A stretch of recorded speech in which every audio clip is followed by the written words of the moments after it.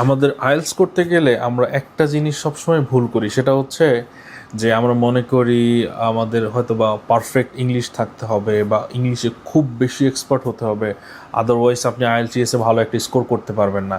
আসলে এটা হচ্ছে সব থেকে বড় একটা ভুল।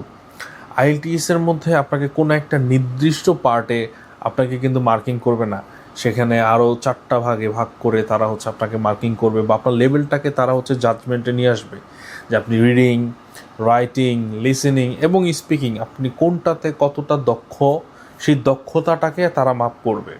সো এইটা ভাবার কোনোই কারণ নাই যে আপনার ইংলিশ খুব ভালো না বা আপনি ইংলিশে তেমন একটা ভালো কথা বলতে পারছেন না বা আপনি আপনার মধ্যে আমেরিকান অ্যাকসেন্ট নাই বা ব্রিটিশ অ্যাকসেন্ট নাই।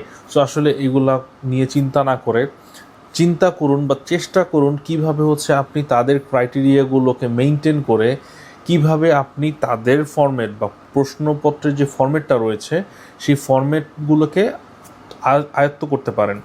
যখন আপনি তাদের ফরম্যাটটাকে আয়ত্ত করতে পারবেন তখনই আপনি ভালো একটা স্কোর আপনি গেইন করতে পারবেন। আর সবথেকে বড় বিষয়টা হচ্ছে প্র্যাকটিস। যে যত বেশি প্র্যাকটিস করবে, যে যত বেশি কোশ্চেনগুলোকে সলভ করবে, তার প্রবলেম সলভিংটা আরও খুব বেশি সহজ হয়ে যাবে।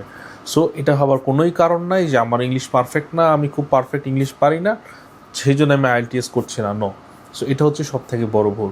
সো সবাই চেষ্টা করুন, প্র্যাকটিস করে যান, ইনশাল্লাহ খুব ভালো একটা স্কোর আপনারা গেইন করতে পারবেন।